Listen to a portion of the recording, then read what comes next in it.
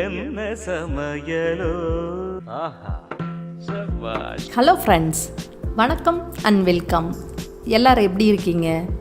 இப்போ தான் நீங்கள் நம்ம ஃப்ரம் கோவை சேனல் பார்க்குறீங்களா? அப்போ மறந்துடாமல் நம்ம சேனலை சப்ஸ்கிரைப் பண்ணிக்கோங்க. பெல் ஐக்கானை கிளிக் பண்ண மறந்துடாதீங்க.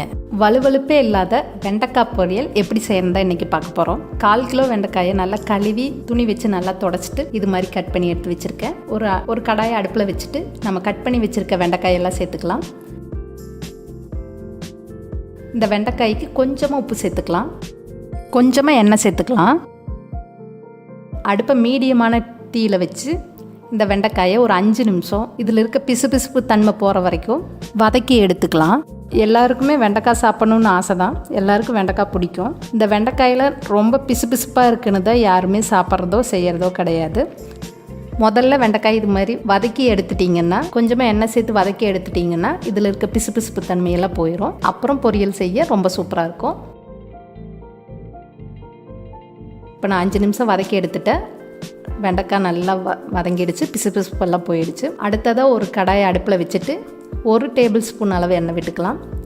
எண்ணெய் நல்லா காஞ்சோடனே கொஞ்சமாக கடுகு உளுந்து போட்டு, கடுகு உளுந்து வெடித்த உடனே கொஞ்சமாக கருவேப்பிலை, 1 காஞ்ச மிளகாய் கிள்ளி வச்சுருக்கேன், அதையும் சேர்த்து நல்லா வதக்கலாம்.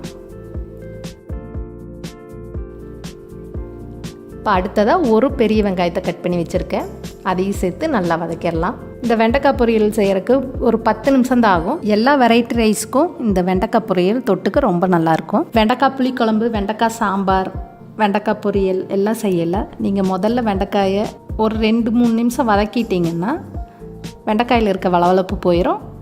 சாம்பார், குழம்பு, பொரியல் எல்லாமே வளவளப்பு இல்லாமல் இருக்கும். இப்போ வெங்காயம் நல்லா வதங்கிடுச்சு. வதக்கி வச்சுருக்க காயை இதோட சேர்த்துக்கலாம். நம்ம ஏற்கனவே 5 நிமிஷம் இந்த வெண்டைக்காயை வதக்கிட்டோம். வெண்டைக்காய் அரைப்பதத்துக்கு நல்லா வெந்திருக்கும். திரும்ப இன்னொரு 5 நிமிஷம் மட்டும் இந்த வெண்டைக்காயை அடுப்பை மீடியமான தீயில் வச்சுட்டு வதக்கி எடுத்துடலாம்.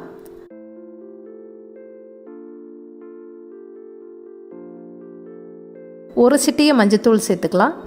1/2 டீஸ்பூன் மிளகாத்தூள் காரத்துக்காக.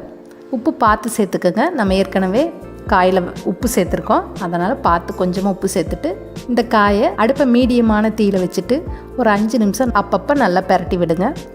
நீங்கள் மூடி போட்டு இந்த காயை வேக வைக்கிறீங்கன்னா இந்த மூடியிலிருந்து தண்ணி வடிஞ்சு இந்த காய் வளவளப்பாயிரும். நம்ம ஊற்றியிருக்க எண்ணெயிலேயே நீங்கள் அடுப்பை மிதமான தீயில் வச்சுட்டு அப்பப்போ நல்லா கிளறி விட்டிங்கனாலே போதும். ஒரு 5 நிமிஷத்தில் இந்த வெண்டைக்காய் நல்லா சுருண்டு வெந்து வந்துடும். நீங்கள் பார்த்தீங்கன்னாவே தெரியும், நம்ம வதக்கின வெண்டைக்காய் சுத்தமாக வளவளப்பே இல்லை. வெண்டைக்காய் ஒன்றோட ஒன்று ஒட்டாமல் அப்படியே கீழே விழுகுது. இப்படி நீங்கள் ட்ரை பண்ணிங்கன்னா இந்த வெண்டைக்காய் பொரியல் வளவளப்பே இல்லாமல் ரொம்ப சூப்பராக வரும். கண்டிப்பாக ஒரு முறை ட்ரை பண்ணி பாருங்கள். மதிய சாப்பாட்டுக்கு கட்டி எடுத்துகிட்டு போகிற மாதிரி இருந்துச்சுன்னா தேங்காய் சேர்த்துக்காமல் அப்படியே எடுத்துகிட்டு போங்க, ரொம்ப சூப்பராக இருக்கும். இப்போ கரெக்டாக 5 நிமிஷத்துக்கு அப்புறம் வெண்டைக்காய் நல்லா சுருண்டு வதங்கி வந்துடுச்சு. தேவைப்படுறவங்க கொஞ்சமாக தேங்காய் துருவல் சேர்த்து இறக்கிடலாம். ரொம்ப சூப்பரான வளவளப்பே இல்லாத வெண்டைக்காய் பொரியல் ரெடி ஆகிடுச்சு. கட்டாயம் ஒரு முறை இந்த பொரியலை உங்கள் வீட்டில் முயற்சி செஞ்சு பாருங்கள். இந்த ரெசிபி உங்களுக்கு பிடிச்சிருந்தா கண்டிப்பாக உங்கள் வீட்டில் ட்ரை பண்ணுங்கள். ரொம்ப பிடிச்சிருந்தா உங்கள் ஃப்ரெண்ட்ஸ்க்கெல்லாம் ஷேர் பண்ணுங்கள். திரும்ப நிறைய ரெசிபி வீடியோ வேணும்னா மறக்காமல் நம்ம ஃப்ரம் கோவை சேனலுக்கு சப்ஸ்கிரைப் பண்ணுங்கள். திரும்ப ஒரு நல்ல ரெசிபி வீடியோவில் நான் உங்களை சந்திக்கிறேன். அது வரைக்கும் thank you, bye bye, take care.